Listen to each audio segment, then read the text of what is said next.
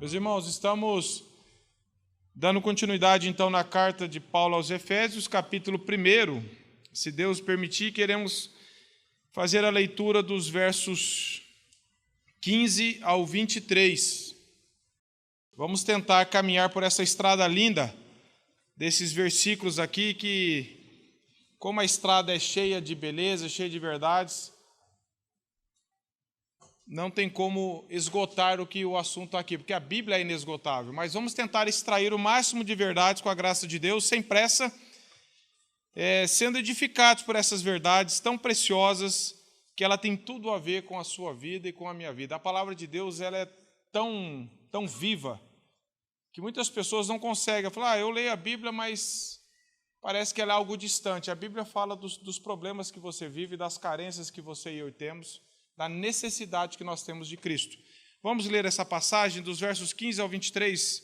Diz assim a palavra de Deus: Por isso também eu, tendo ouvido a fé que há entre vós do Senhor Jesus e o amor para com todos os santos, não cesso de dar graças por vós, fazendo menção de vós nas minhas orações, para que o Deus de nosso Senhor Jesus Cristo, o Pai da glória, vos conceda espírito de sabedoria e de revelação no pleno conhecimento dele, iluminados os olhos do vosso coração, para saberdes qual é a esperança do seu chamamento, qual a riqueza da glória da sua herança nos santos, e qual a suprema grandeza do seu poder para os que cremos, segundo a eficácia da força do seu poder, o qual exerceu ele em Cristo, ressuscitando-o dentre os mortos e fazendo-o sentar à sua direita nos lugares celestiais, acima de todo principado e potestade e poder e domínio, e de todo nome que se possa referir não só no presente século, mas também no vindouro. E pôs todas as coisas debaixo dos seus pés, e para ser o cabeça sobre todas as coisas, o deu à igreja, a qual é o seu corpo, a plenitude daquele que a tudo enche em todas as coisas. Senhor, lemos a Tua palavra e nós precisamos do socorro do Teu Espírito Santo para revelar essas verdades no meu coração, no coração de todos que estão aqui, dos que estão ouvindo também. Nós nunca podemos nos achegar à Tua palavra sem clamar misericórdia e pedir que o Senhor nos desvende os nossos olhos. Nós não temos condições de compreender isso, de absorver verdades, de crer, se o Senhor mesmo não der essa fé no nosso coração. Nos dê entendimento, Senhor. Nos dê compreensão daquilo que o Senhor quer nos ensinar nesta noite, em nome de Jesus. Amém. Meus irmãos, ao falar das maravilhas de Deus, nós vemos lá desde o verso 3 que Paulo vem narrando como se fosse uma enxurrada de adjetivos com relação à obra de Deus, o que Deus fez através de Cristo. Nós já falamos sobre isso. Falamos sobre a eleição, que a eleição foi para sermos santos e irrepreensíveis, falou sobre predestinação para filhos de adoção, falamos de redenção e remissão de pecados pelo sangue de Cristo. Falamos também que fomos selados pelo Espírito Santo. Todos aqueles que foram regenerados receberam o Espírito Santo e nesse mesmo ato são selados pelo Espírito Santo. E por isso não podem dizer que não têm condições de viver a vida cristã, porque o Espírito Santo habita em nós. Todos os que são cristãos, que foram alcançados pela graça, são habitados pelo Espírito Santo. E também nós vimos que tudo isso é feito para o louvor da glória do seu nome. Paulo, então, agora nos versos 15 a 23, ele mostra que todas essas coisas eram realidades na vida dos irmãos. Não era apenas um conjunto de doutrina que eles sabiam citar, sabiam repetir, que gostavam, que achavam bonito, mas que isso estava tendo uma realidade na vida deles. Então ele vai trabalhar aqui que ele vai falar um pouco do testemunho desses irmãos. É claro que ele não está falando que os irmãos de Éfeso tinham uma fé perfeitamente madura.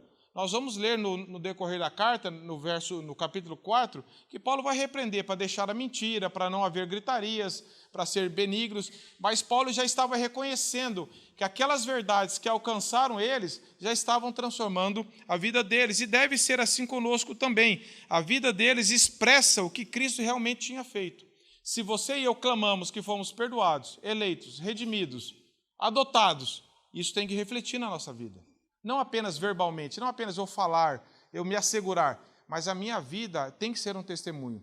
Porque a santidade, já falamos aqui, essa frase não é minha, acho que é de Spurgeon, se não me engano, é o lado visível da salvação. Então, quando o Evangelho ganha o nosso coração, nós vamos sendo transformados. à semelhança de Cristo. Isso vai se tornando visível. Então, de forma bem objetiva, nessa passagem nós vamos aprender algumas coisas. Claro que não tudo, mas algumas coisas importantes. Nós vamos ver as claras evidências na vida daqueles que foram eleitos, predestinados, no verso 15.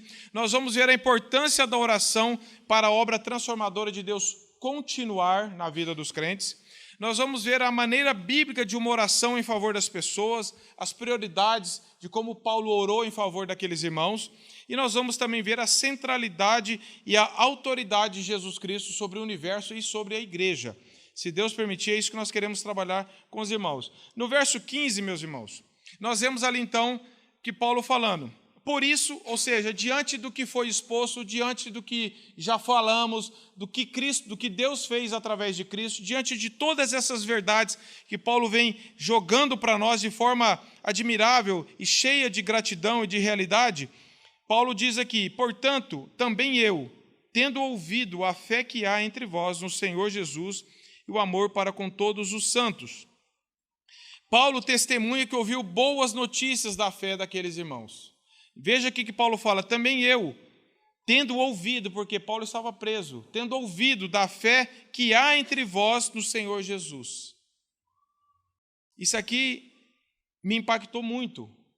Por isso que nós não podemos passar rapidamente por algum versículo, nem apressadamente, porque nenhuma palavra está aqui por acaso ou apenas por preencher um versículo. Toda a palavra de Deus é inspirada por Deus e tudo ensina para nós. E eu fiquei meditando nessa passagem, nessa primeira expressão, que Paulo diz: também eu, tendo ouvido a fé que há entre vós no Senhor Jesus. Paulo não está falando, eu já falei que a fé deles era perfeita, que Paulo só ouvia elogios, que Paulo não sabia de pecados, que eles não tinham pecados, não é isso. Mas Paulo está dando um testemunho: está chegando até mim que vocês são realmente crentes de verdade, que o Evangelho está transformando a vida de vocês. E isso, meus irmãos, já merece a nossa reflexão. Qual é a notícia que a sua e a minha vida e a vida desta igreja tem ecoado pelo mundo afora? O que as pessoas têm ouvido de Cristo através da sua vida? Que você é um religioso, que você não perde uma reunião, que você... Não. O que as pessoas estão apontando de Cristo? E num artigo devocional do Piper, num dos livros dele, ele diz assim, o título do artigo dele é assim: importam o que os outros pensam de você? E ele vai trabalhar o seguinte: sim e não. Importa o que os outros pensam de Cristo através de você. Não necessariamente se você é bom ou se você é ruim, mas se você está sendo transformado à semelhança de Cristo. E isso importa, porque nós carregamos o nome de Cristo. Então não é o nosso nome pessoal que deve trazer glória para nós, mas é o nosso testemunho como cristão. Então aqui ele está falando, Paulo está falando: eu estou ouvindo que vocês são boas pessoas, que vocês são muito certinhos. Não, eu estou ouvindo que vocês têm fé em Jesus. O testemunho e a glória vai para Cristo. Paulo está falando: eu tenho ouvido a fé que há entre vós. E eu queria que vocês abrissem na carta irmã de Efésios, que é Colossenses, capítulo 1. Veja o que Paulo... São consideradas cartas irmãs. Capítulo 1 de Colossenses, versos de 3 a 6. Paulo falando a mesma verdade para os irmãos de Colossos. Diz assim: damos sempre graças a Deus, Pai de nosso Senhor Jesus Cristo, quando oramos por vós, desde que ouvimos da vossa fé em Cristo Jesus e do amor que tendes para com todos os santos, por causa da esperança que vos está preservada nos céus, da qual antes eu ouvistes pela palavra da verdade do Evangelho, que chegou até vós, como também em todo o mundo está produzindo fruto e crescendo. Tal acontece entre vós, desde o dia em que ouvistes e entendestes a graça de Deus na verdade. O mesmo testemunho. Estou ouvindo que a fé de vocês está amadurecendo, que a verdade, que a santidade, que a transformação na vida de vocês. Não apenas costumes, não apenas bons hábitos, mas está havendo algo diferente. E a fé, quando ela é verdadeira, ela é impactante. Talvez, num primeiro momento, as pessoas não admirem, não queiram seguir a Cristo, porque elas amam o pecado. Até que Cristo salve, elas amam o pecado. Mas quando nós vivemos debaixo da graça de Deus, a fé cristã ela impacta, porque o Evangelho é impactante. Diante de um mundo que está cego no pecado, diante de um mundo que está desesperado, Quando você mostra uma realidade diferente pela graça de Deus, isso é impactante. Então, nós vemos essa primeira expressão que me chamou a atenção, tendo ouvido a fé que há entre vós. E a segunda verdade nesse versículo, meus irmãos, é falar sobre fé. Eu queria trazer um pouquinho de conceito sobre fé. O que seria essa fé que ele fala? Fé que há entre vós. Porque hoje em dia, se você perguntar o que é fé, todo mundo tem uma definição. E todo mundo diz ter fé. Mas o que é fé? As pessoas confundem fé com pensamento positivo, né? Que vamos acreditar que vai dar certo, ou elas depositam confiança em algo irreal, como em falsos deuses, em deuses de mentira, em coisas que não podem atender. A fé bíblica, meus irmãos, ela está sempre vinculada a Cristo. Veja que Paulo fala aqui, tendo ouvido a fé que há em vós no Senhor Jesus. A Bíblia sempre amarra a fé à pessoa de Cristo, porque nós somos salvos mediante a fé por Cristo. E essa fé não é uma fé em si, ela não é algo isolado. Eu tenho fé no quê? Não sei, eu tenho fé. A fé bíblica é uma fé racional, por um aspecto. Eu sei em quem tenho crido, Paulo fala isso em 1 Timóteo. Eu sei quem tenho crido, então é a fé na pessoa de Cristo, e essa fé é um dom de Deus. Ninguém nasce com essa fé, ninguém produz essa fé por si próprio. É Deus mesmo que nos dá essa fé. Paulo fala isso em Efésios 2:8. Então nós vemos que essa fé, quando ela está em Jesus, ela é impactante. Por que Paulo estava ouvindo boas notícias daqueles irmãos? Porque a fé deles estava em Jesus Cristo. Estava no Deus verdadeiro, no único Deus verdadeiro. Ter a fé é algo importante, mas a fé não é algo solitário. O objeto da fé é que dá valor à fé. Se você falar, eu tenho fé, tá, mas no que você tem fé? Em quem você tem fé? Essa que é a pergunta. Em quem? Em Jesus Cristo. Então é uma fé salvadora. Eu tenho fé em alguma coisa. Então não adianta, não é? A fé, ela não salva ninguém por si mesma. O nosso Salvador é Cristo. Mediante a fé que Ele nos deu, nós cremos nele. Então a fé não tem como dissociar a fé bíblica da pessoa de Cristo. Por isso que muitas pessoas dizem que tem fé, que tem fé, que tem fé, aí você fala em quem você tem fé. Qual é o objeto da sua fé? Em quem você tem confiança? Por exemplo, uma definição de fé. Eu queria projetar meu primeiro slide aqui na CCL. Vamos ver se vai dar certo. Eu não sou da informática. Vamos ver se vai dar certo. Seus irmãos, eu usei o que eu uso costumeiramente. Essa definição aí de J.I. Packer. Os irmãos podem ler comigo aí. Em primeiro lugar, o que é fé? Vamos aclarar a questão. A ideia popular a respeito é que se trata de um certo otimismo obstinado, a esperança tenazmente assegurada face à adversidade, de que o universo é fundamentalmente amigável e de que as coisas podem melhorar. Aí eles simulam um diálogo. Diz a senhorita A à senhorita B, você precisa ter fé, mas tudo o que ela quer dizer é coragem, não desanime se as coisas vão mal. Isso, porém, é apenas a forma da fé, sem seu conteúdo vital.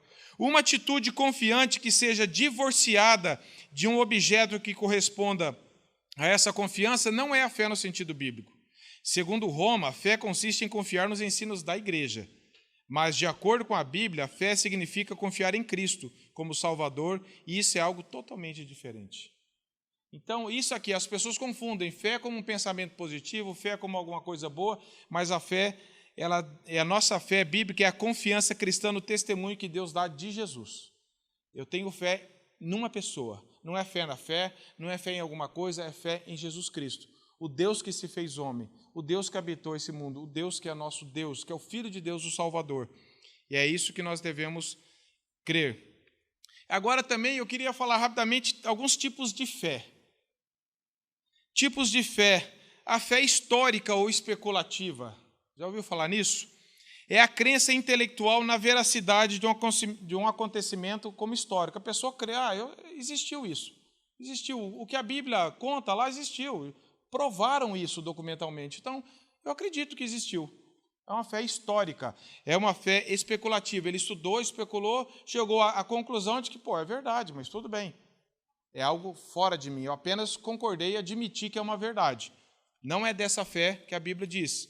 A outra é a fé temporal. Ela é decorrente por graça da consciência da realidade das verdades religiosas. Num primeiro momento, parece a fé bíblica. Ela manifesta alguns frutos semelhantes à fé salvadora, mas é aquela fé que logo vai embora. Sabe aquela pessoa que vai num acampamento de jovens, que vai num evento da igreja e volta no outro dia, e ela fala, nossa, eu conheci várias pessoas assim, eu acredito que vocês também. A pessoa chega, você chama ela, quer vir pregar na igreja, quer dar curso, passa uma semana, 15 dias, some. Ela foi impactada temporariamente, aquilo mexeu com as emoções dela, mas não era uma fé que tinha raízes profundas no coração, é uma fé temporal, não é disso que a Bíblia está falando. A outra é uma fé milagrosa. A pessoa ela acredita em milagre e ela acredita que ela pode ser alvo de milagre ou que Deus pode fazer um milagre na vida dela. Geralmente, quando as pessoas estão numa situação em que a medicina já desacreditou, numa situação financeira que ninguém dá conta, ela se recorre, eu acredito que Deus pode fazer um milagre na minha vida. Mas ela não crê em Jesus. Ela não crê que ela precisa nascer de novo, que Jesus, ela só quer um milagre. Não é disso que a Bíblia está falando. Todos esses tipos de fé são falsos. Eles não honram a Cristo, não estão vinculados à pessoa de Cristo. É uma fé que é vencida pelo mundanismo, é uma fé que é ineficaz contra a tentação, é uma fé que é inoperante com relação à santificação, porque não é uma fé salvadora. Ela é emotiva, ela é especulativa, ela é histórica, e muitas pessoas estão acreditando que são salvas por causa desses tipos de fé. Aí eu acredito porque eu li, eu não tenho como contestar, então tá bom, é verdade, mas aquilo não mexeu, não ganhou meu coração, não mudou minha vontade, meus afetos e as minhas emoções, como a Bíblia trata nessas três coisas, de que a fé trabalha em todo o nosso ser. Ele continua vivendo do mesmo jeito, falando que aquilo é verdade, não mudou a vida dele. Não é disso que a vida está falando. Olha o alerta que Tiago faz. Tiago 2,19, crês tu que Deus é um só? Faze bem, até os demônios creem e tremem. Você só tem essa fé especulativa? Deus existe, até os demônios, sabe? Sabe por quê, meus irmãos? O ateísmo é tão ilógico, porque até a serpente no Éden, quando chegou para Eva, ela falou que Deus não existia? Não, ela só falou assim que não foi isso que ele falou. Não tem como negar, está dentro da consciência de todos nós. As pessoas tentam negar que Deus não existe. Ela só falou, tudo bem que Deus falou, mas não foi isso. Então, não é esse tipo de fé. Eu queria trazer essa definição de Sproul, que ele trabalha essa questão, é muito impactante esse pensamento de Sproul em cima de Tiago 2,19. Ele diz assim, a fé inclui crer que Deus existe, embora esse tipo de fé não seja particularmente digno de aplausos. Tiago escreve, crês tu que Deus é um só? Fazes bem. Até os demônios creem e tremem. Aqui podemos ver sarcasmo nas palavras de Tiago. Crer na existência de Deus simplesmente nos qualifica a sermos demônios. Uma coisa é crer que Deus existe, outra coisa é crer em Deus. Crer em Deus, ou seja, confiar nele e confiar a ele toda a nossa vida é a própria essência da fé cristã. Então, não é só saber de uma verdade, é você crer que aquilo é uma realidade espiritual para você. A fé falsa, para ter uma fé temporária, a fé especulativa, a fé emocional, não precisa nascer de novo, porque isso aí não tem nada a ver com o cristianismo. A fé falsa é apenas uma expectativa humana de alguma coisa. Ela é totalmente indefesa diante da tentação. E nós vimos que a fé verdadeira, meus irmãos, ela origina-se no próprio Deus, ela é produto da graça de Deus. Em Efésios, Paulo fala isso. Pela graça sois salvos, mediante a fé. E isso não vem de vós, é dom de Deus. É algo que Deus nos dá para crer nele mesmo. Senão nós não teríamos nem condições de crer nele. Essa que é a verdade. Então, a fé cristã, ela é uma fé que exige conhecimento da palavra. Não tem como você falar que você tem fé em Jesus, mas você não sabe nada do que aconteceu. Eu tenho fé em Jesus, mas falo que eu não sei o que Jesus fez, não sei como que eu era, não sei nada. A fé, ela tem um elemento racional. Ela tem um elemento volitivo, que muda a vontade, e também tem um elemento emocional. Ela mexe com as nossas emoções, mas ela passa pela nossa razão. Deus nos dá compreensão de nós cremos. A pessoa fala que tem fé, mas não sabe nada, nem em quem, nem por quê, não tem jeito de ser uma fé bíblica. A fé salvadora é depositada em toda a palavra de Deus, não em partes da palavra de Deus. Se você duvida em partes da palavra de Deus, você duvida dela inteira. Não tem como fragmentar. Nós podemos ter dificuldades com algumas passagens, pela nossa limitação, mas eu tenho que falar assim, é a tua palavra, Senhor, eu tenho que me curvar diante da tua palavra. Martinho Lutero diz, todos nós temos que ceder. Não tem como eu questionar. E é Deus mesmo que produz em nós. O amparo da fé é a fidelidade de Deus. Essa é a genuína fé cristã. Ela está enraizada em nosso coração porque Deus nos deu. Não é natural em nós.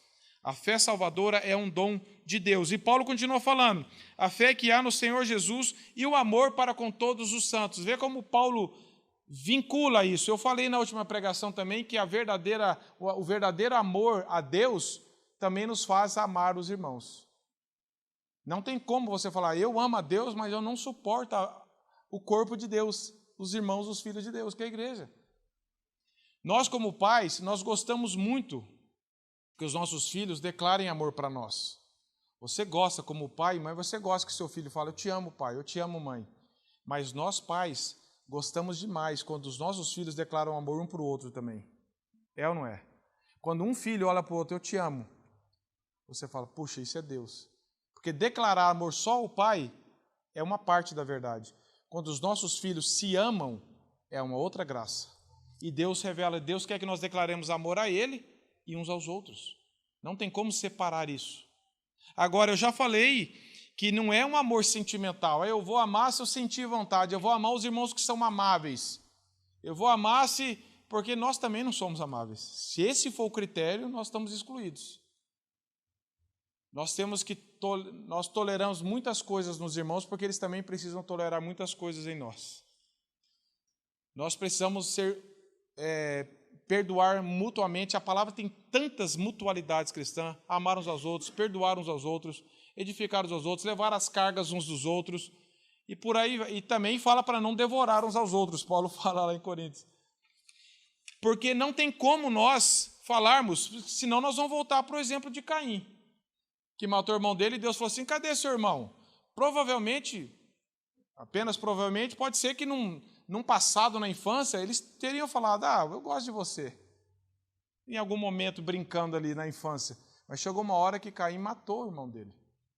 E daí, quando Deus chegou para ele, ele falou assim, eu sou guardador do meu irmão? Não quero saber dele. Então, nós não podemos excluir o amor a Deus do amor. E Paulo fala assim, eu estou ouvindo o testemunho de vocês, que vocês têm fé em Jesus e amor uns pelos outros, meus irmãos. A primeira carta de João fala muito sobre isso. Fala muito sobre isso, nós já estudamos ela aqui. E esse amor também não é natural em nós, ele é fruto do Espírito. Se você quer desfrutar de um amor fraternal, busque a Deus, se encha de Deus, porque em Gálatas 5:22 fala que o fruto do Espírito, um deles é o amor. Esse amor que Deus coloca em nosso coração, que foi derramado em nosso coração, e nós conseguimos então aprendermos a nos amar, a nos perdoar, a nos preferir em honra uns dos outros. Jesus deu esse mandamento. Os meus mandamentos não são penosos. Às vezes você fala, é muito difícil amar os irmãos, mas pensa como é difícil para eles te amarem também. E é só em Deus que nós podemos fazer isso, meus irmãos. Não tente criar técnicas, não tente ser artificial, não tente ser falso. É só em Cristo que nós podemos fazer isso. Pode ser que você não sinta a vontade, mas é um mandamento de Deus. Você tem que falar, Senhor, coloque no meu coração esse desejo de obedecer a tua palavra, nesse aspecto também. E depois Paulo fala um exemplo agora a ser seguido. Verso 16. Paulo falando, eu não cesso de dar graças por vós, fazendo menção de vós nas minhas orações. Paulo expressa sua gratidão a Deus pelo testemunho dos irmãos de Éfeso, orando por eles. Orando por eles. Qual foi a primeira coisa em Atos 9:11 que Paulo, quando Deus fala para Ananias ir lá, na conversão de Paulo, fala assim, vai lá na rua direita, está na casa que Saulo está orando. O primeiro sinal da conversão de Paulo foi oração. E essa era a vida dele. Se nós pegarmos outras passagens aqui, nós vamos ver como Paulo tinha costume de orar pelas outras pessoas. Ele não ficava só pedindo oração para ele. Ele não ficava só, mas ninguém ora por mim, então vamos fazer uma troca. Você ora por mim, eu oro por você. Paulo queria orar, ele amava as pessoas, ele orava, porque estava no coração dele. E Paulo fala assim, não cesso de orar por vós. Meus irmãos, essa palavra, não cesso, nós oramos uns pelos outros, mas nós oramos de vez em quando. Nós começamos bem, depois paramos. Paulo está falando assim, eu não interrompo a minha vida de oração por vocês. Eu não oro só de vez em quando. Eu tenho procurado orar sempre pela vida de vocês, porque eu sei que vocês dependem de Deus na vida de vocês. Não cesso de orar. Uma gratidão que leva à ação. Colossenses 1,9. Paulo também fala dessa expressão. Colossenses 1,9, eu vou ler aqui para os irmãos. Ele diz assim, por esta razão também nós, desde o dia em que o ouvimos, não cessamos de orar por vós e de pedir que transbordeis de pleno conhecimento da sua vontade. Em Romanos 1,9, se você quiser anotar, ou depois de ficar gravado, vocês vão ver. Romanos 1,9 tem essa expressão, Paulo orando pelos outros. Filipenses 1,4, Paulo fala isso. 1 Tessalonicenses 1,2, 2 Tessalonicenses 1,11 e Filemão 4 tem essas expressões. Estou orando por vocês, orando por vós. Porque isso mexe conosco. Muitas vezes nós falamos, nós somos gratos pela vida dos irmãos, mas nós não terminamos essa gratidão em oração. Ficamos apenas admirados, mas Paulo quer nos levar à oração, porque a oração, meus irmãos, é o nosso relacionamento com Deus. Não fique só contente. Ore a Deus pela vida dos outros. Coloque a vida dessas pessoas diante de Deus. Não fique só, que bom que os irmãos estão bem, que bom. Senhor, graça, porque isso é graça de Deus. E nós somos fugitivos da oração. A maioria de nós tem muita luta com a oração. De uma oração incessante, daquela oração sem cessar. Nós temos dificuldades. Mas Paulo fala isso, pela graça de Deus. Mas é interessante que você fala assim, mas por que Paulo estava orando se ele acabou de dar testemunho positivo dos irmãos? Eles não precisavam de oração. Paulo fala assim, eu estou ouvindo de vocês de uma fé viva em Jesus e que vocês estão amando uns aos outros. E então eu não paro de orar por vocês. Que o nosso conceito de oração é só para quando alguém está ruim. Quase que é um disque emergência. Oração é também para que eles continuem naquela caminhada, porque se eles estão firmes, é graça de Deus. E para continuar, eles precisam da mesma graça. Você já orou por alguém que você falou assim, eu não estou conseguindo ver nenhum problema na vida desse irmão, mas eu vou orar por ele para que ele continue dando bom testemunho? Paulo está fazendo isso. Nós não podemos pensar que a oração é só para tirar alguém do buraco. É para a pessoa continuar a não cair, às vezes, no buraco. Porque se nós não orarmos uns pelos outros, meus irmãos, em toda e qualquer situação, nós vamos cair. Então, Paulo acaba de dar um testemunho positivo e fala assim, eu vou continuar orando por vocês, porque vocês precisam da oração. Para que também aqueles irmãos não falassem, então nós não precisamos mais da oração. Não, nós precisamos. O dia que nós negligenciarmos a necessidade de alguém orar por nós, ou de nós orarmos por alguém, nós estamos correndo muito perigo da prepotência. Eu não preciso. Como eu falei, como a gente despreza a vida da igreja, eu estou desprezando o corpo de Cristo. Eu não preciso da igreja, eu posso me virar sozinho em casa, eu posso acessar o YouTube, eu ver pregação, ler um livro, mas Deus instituiu a vida da igreja para nós, e Deus instituiu a oração. Então, lembre-se disso, orar uns pelos outros, Paulo dá esse testemunho. E agora, o conteúdo da oração. Vamos ver o que Paulo ora. Será que Paulo ora por esses irmãos para que eles prosperem financeiramente? Será que Paulo vai pedir para que tudo dê certo na vida deles? Será que Paulo vai pedir para que nada aconteça de ruim na vida deles? Será que Paulo vai orar para eles determinando bênção na vida deles? Confissão positiva, eu decreto. Que conteúdo é essa oração de Paulo? Verso 17, meus irmãos, diz assim, verso 16 termina, não cesso de orar por vós, fazer menção de vós nas minhas orações, para que o Deus de nosso Senhor Jesus Cristo, Paulo ora então para Deus, que é Senhor de Jesus Cristo, o Pai da glória, ou seja, o Pai glorioso. Paulo tem em mente esse Deus que fez tudo isso que ele já começou no capítulo 1, é um Pai da glória, ou seja, uma expressão, um Pai glorioso, para que o Pai da glória vos conceda espírito de sabedoria e de revelação e de pleno conhecimento dele. E eu quero ler um texto paralelo que está lá em Colossenses também, capítulo 1, uma outra oração, Colossenses capítulo 1, versos de 9 a 12.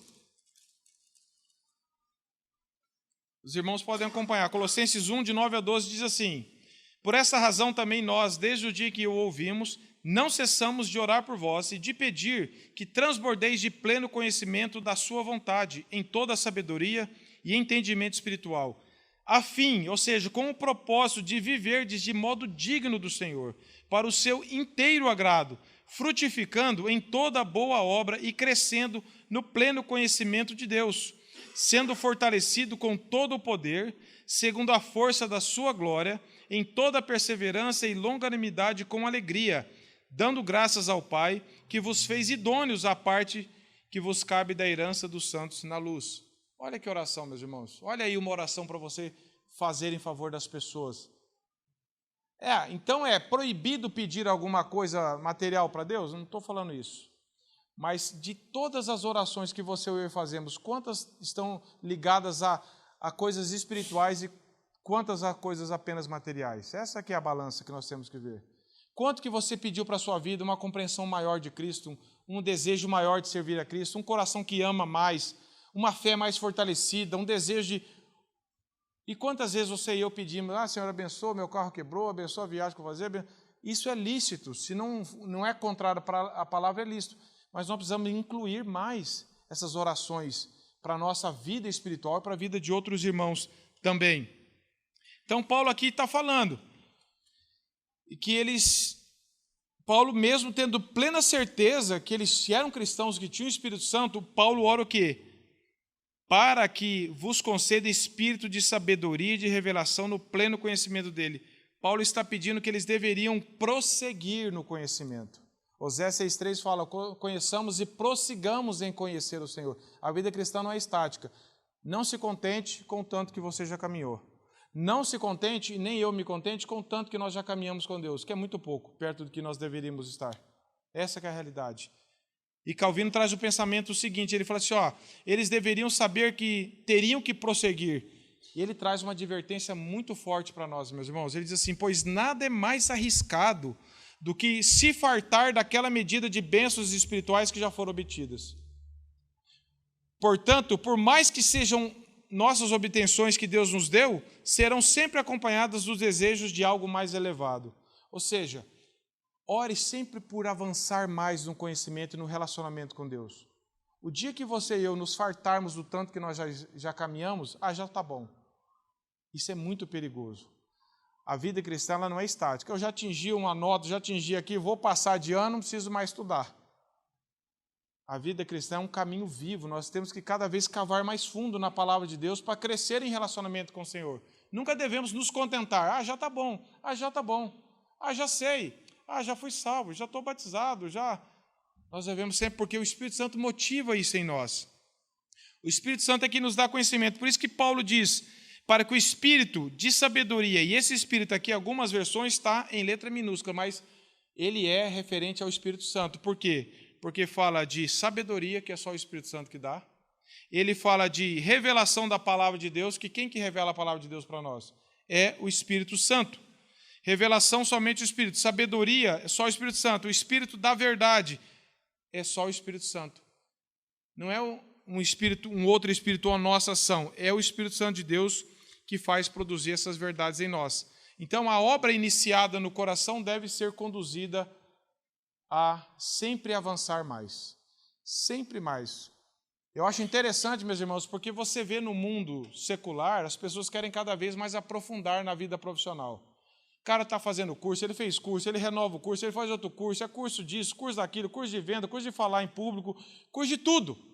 Chega na igreja, eu já sei ali, uma coisa já está bom, já vou na escola ali. Me pediram para ler esse livro, nossa, eu não aguento. Sempre é pouco. Sempre as coisas do mundo é pouco, você quer mais. Sempre as coisas de Deus já é muito, você quer menos. Essa que é... Nós temos que colocar isso diante do Senhor. Falar, Senhor, por que eu não tenho fome do Senhor? Coloque esse desejo em mim. Vai ler o Salmo 119, meus irmãos, e vê o salmista fala, Senhor, eu quero mais. Eu preciso de mais. Você não vê nenhum homem de Deus que caminhou com Cristo e falou assim, já está bom. Ele sempre tinha um desejo. Falou, Senhor, eu caminhei muito pouco. Eu preciso de mais. Então é isso que Paulo está pedindo, para que o Espírito Santo de sabedoria revele mais Cristo no pleno conhecimento dele mesmo. Cristo é inesgotável, meus irmãos. A palavra de Deus é inesgotável. Você pode ler o mesmo texto todo dia e Deus vai falar com você. porque ele é um livro vivo. O Espírito Santo inspirou esse texto para nós. E o versos 18 e 19, meus irmãos, continuando, fala: também Paulo orava para que iluminados os olhos do vosso coração, para saberdes qual é a esperança do seu chamamento, qual é a riqueza da glória da sua herança dos santos. Paulo está falando, para que os seus olhos sejam iluminados. Salmo 119, verso 18, o salmista diz assim: desvenda os meus olhos para que eu contemple as maravilhas da tua lei. Mesmo nós que somos cristãos, que pela graça somos alcançados, nós precisamos orar: Senhor, desvenda cada vez mais os meus olhos, me dê compreensão. Não chegue na Bíblia sem oração. Não chegue de peito aberto. Me dá aqui que eu entendo, eu já sou crente. Sempre ore: Senhor, me revele Cristo para mim, me dê compreensão, senão nós ficamos muito rasos. E corremos o risco de interpretações erradas. Então nós precisamos orar, como Paulo orou: iluminados os olhos do vosso coração, porque o coração é a sede dos afetos, das afeições. É onde Deus trabalha ali todo o nosso ser. Não é apenas iluminar a nossa mente para eu saber mais, para eu ter mais conhecimento intelectual da Bíblia e conseguir ensinar mais e conseguir ganhar uma discussão na internet. Não é isso, meus irmãos. Fala do coração, que é a sede das emoções, para que Deus ganhe todo o meu ser, para que eu ame mais a Cristo. E claro, eu vou conhecer mais intelectualmente também, mas a questão é, quando só está aqui, pode não estar aqui. Quando está aqui, também está aqui. Porque quando a Bíblia ganha o nosso coração, nosso afeto, foi por causa da palavra, foi por causa do conteúdo. Então nós somos transformados à semelhança disso. É isso que Paulo está falando. E essa herança, Paulo está falando: qual é a esperança do seu chamamento, qual a riqueza da glória da sua herança nos santos. Verso 19, a qual, olha quantas expressões grandiosas Paulo usa. A qual, verso 19, qual a suprema grandeza do seu poder para com os que cremos, segundo a eficácia da força do seu poder. Paulo, então, o que está falando? Essa herança não é de um crente individual apenas. Essa herança fala da igreja, porque Efésios é uma carta que fala da igreja. E igreja não é uma pessoa. Nós, como igreja, somos receptores dessas verdades. Eu não posso pensar somente em mim. Eu tenho que pensar em mim inserido num corpo, que é o corpo de Cristo. Porque Paulo fala aqui no verso 19, nós os que cremos. Essa expressão é muito importante.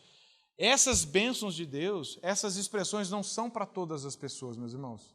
Paulo está falando para nós os que cremos. Nós que pela graça compreendemos o Evangelho e fomos alcançados, nós compreendemos isso. Nós vamos ter uma mente iluminada. Por quê? Porque nós temos o Espírito Santo que vai fazer isso em nós. Então essa expressão do verso 19 é determinante também. Então Paulo segue no verso 20. Ele termina: segundo a eficácia da força do seu poder, e agora ele vai dar um exemplo máximo do poder. Ele fala assim no verso 20, o qual exerceu ele em Cristo, ressuscitando-o dentre os mortos e fazendo-o sentar à sua direita nos lugares celestiais. Paulo estimula a contemplarmos o poder de Deus em Cristo de forma perfeita ali. O poder de Deus em Cristo está revelado já de forma perfeita. Porque Cristo ressuscitou e está sentado à destra do Pai, já venceu a morte, isso já foi feito de forma perfeita. E Paulo está falando, olhe para o poder de Deus, aonde? Em Cristo. Como ele venceu a morte, como ele ressuscitou, como hoje ele tem o governo do universo e da igreja. De forma perfeita nós podemos olhar em Cristo. Mas o fato de Cristo ter vencido a morte, se nós cremos nele, nós também podemos celebrar isso, porque nós estávamos incluídos naquela morte. Então não é eu ficar contemplando a morte de Cristo como se aquilo não tivesse nenhuma influência na minha vida. Mas a morte de Cristo foi a nossa morte, foi a morte substitutiva no meu e no seu lugar, no lugar da igreja. Então Paulo continua falando, porque essa verdade diz o seguinte, o slide 3. Eu queria trazer essa definição, porque é importante nós sabermos essa definição do poder em Jesus Cristo.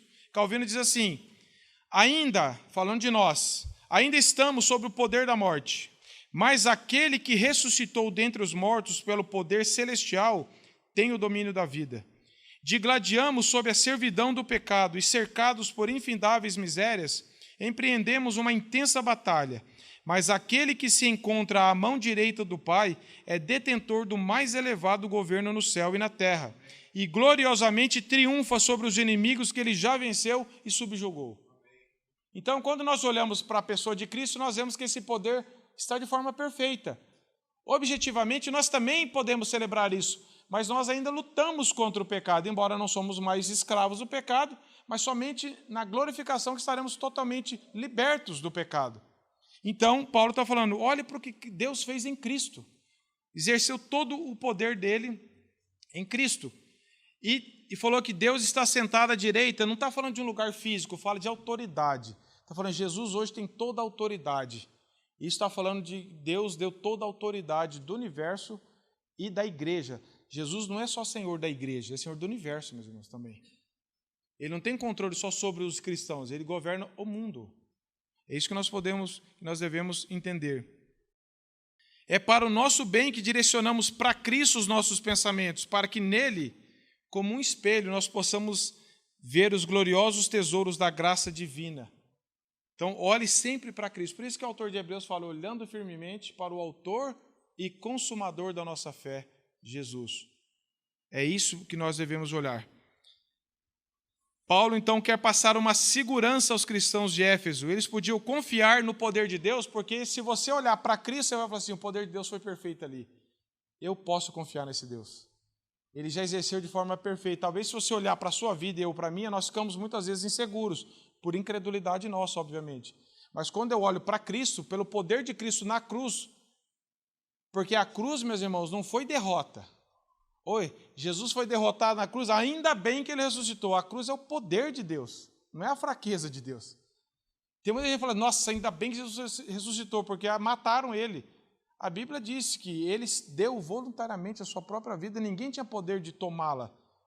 Então a cruz fala de poder, porque se o grão de trigo não morrer, nós não poderíamos ter vida, não poderia germinar, e nós temos vida por causa da morte dele e da ressurreição.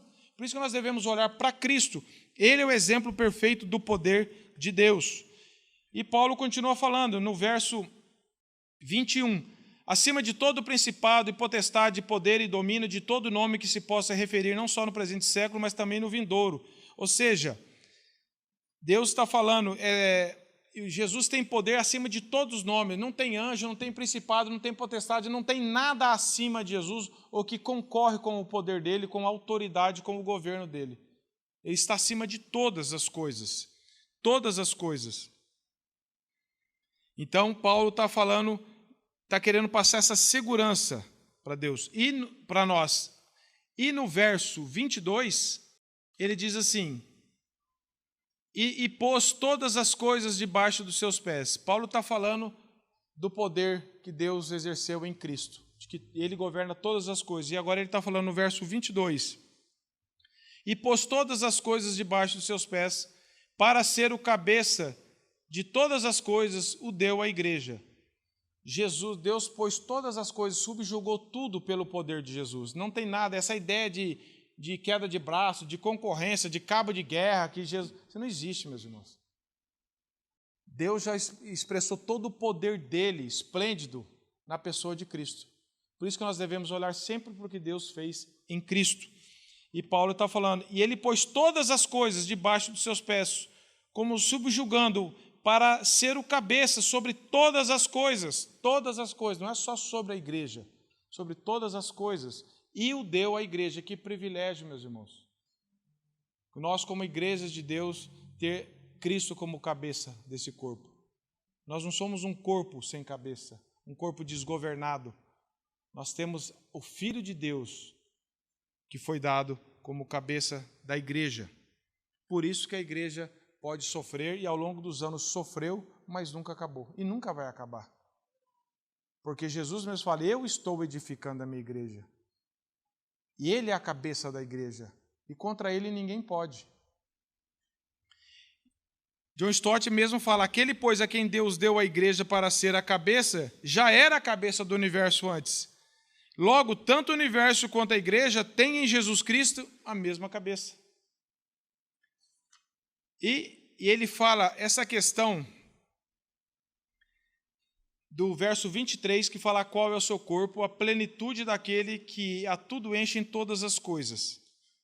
Aqui, meus irmãos, nós aprendemos uma verdade que quando eu li, que a primeira vez, eu até comentei com o pastor Marco também, essa semana, a gente pensa nessa verdade quando esse texto diz que a igreja, de certa forma, ela completa Cristo. Mas observe o que eu vou falar, antes de você falar que eu estou falando heresia. Eu vou ler algumas definições aqui e depois eu vou comentar em cima. Matthew Henry mesmo diz assim: o mesmo poder que sustenta o mundo, sustenta a igreja. E Calvino diz o seguinte: aqui temos a mais elevada honra da igreja, falando sobre o verso 23, quando está falando que a igreja também, de certa forma, Cristo que ele é completo em si mesmo, mas como a igreja, ele vai trabalhar essa definição, os irmãos vão entender, com o Espírito Santo atuando em nós. Aqui temos a mais elevada honra da igreja. Até que ele esteja unido a nós, o Filho de Deus se considera, em alguma medida, imperfeito. Se considera. Que gloriosa consolação recebemos ao ouvir que, enquanto ele não nos tiver como um só corpo, com ele não estará completo em todas as suas partes, ou dele deseja ser considerado como um todo perfeito. Por isso, em 1 Coríntios, quando Paulo usa a metáfora do corpo humano, ele inclui sob a singular de Cristo e a igreja.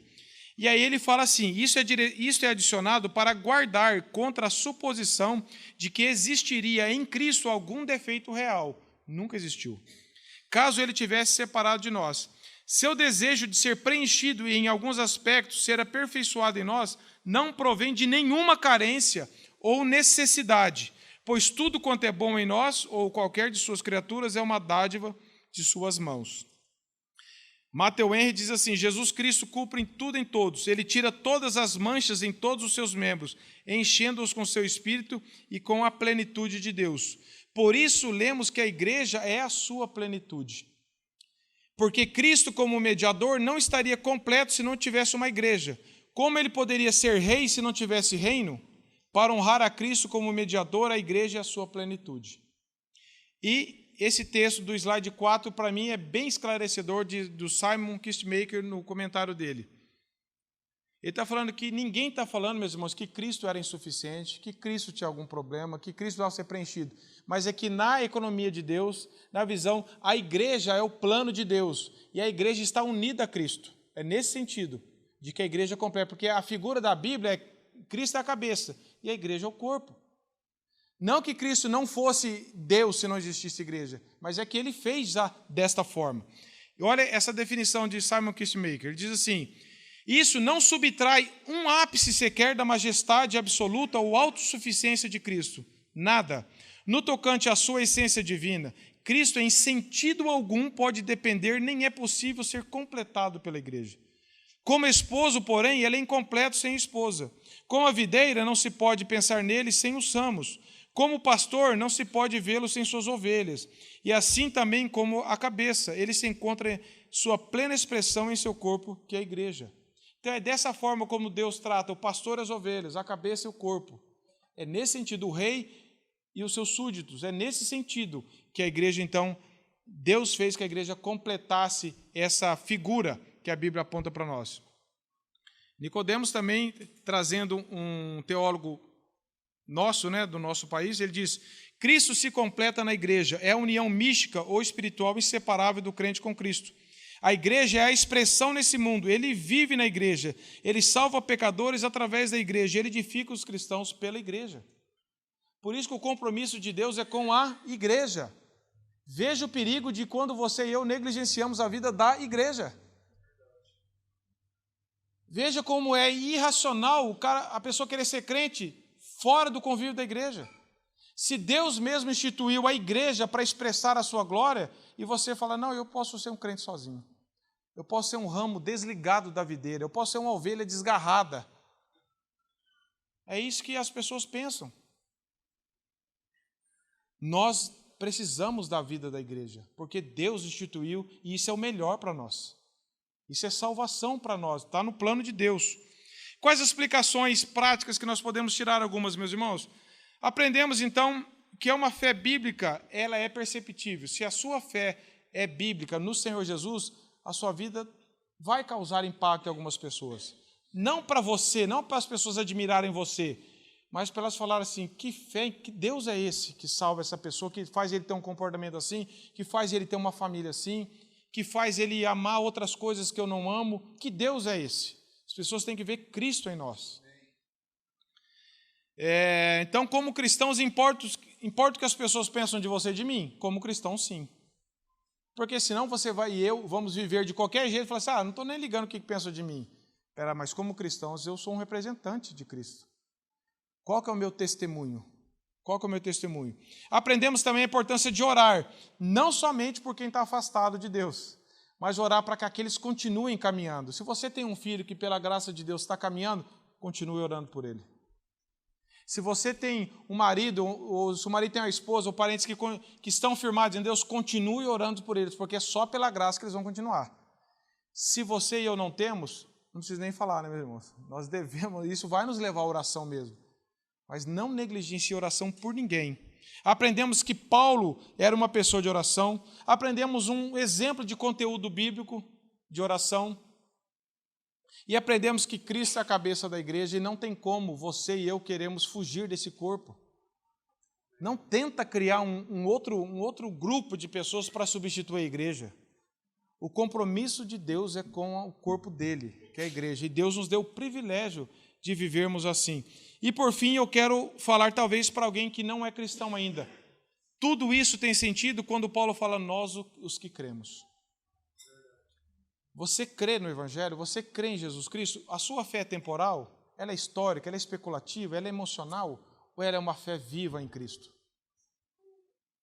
Isso se evidencia pela sua compreensão da palavra, pela perseverança que Deus dá em nós, pela nossa santidade, que Deus mesmo que faz isso em nós. Qual é a sua fé? No que você crê? Você pode falar assim, isso eu desfruto disso porque eu estou entre nós os que cremos, quando Paulo fala. Ou você só vem aqui à igreja, ou você se contenta com, eu já sei, tá bom, eu vou lá domingo, de vez em quando eu vou, de vez em quando eu posto alguma coisa, eu entrego um folheto, eu falo alguma coisa, já tá bom. Mas na profissão, vocês lembram o exemplo que eu citei do Paul Walsh, que ele falou na última pregação que eu citei aqui? Vá e oferece para o seu chefe o que você oferece para Deus. Vamos ver quanto tempo você fica no emprego.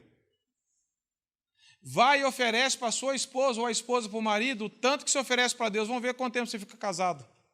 Vai e oferece para os seus amigos o mesmo que você oferece para Deus. Vamos ver quanto tempo você vai ter os amigos.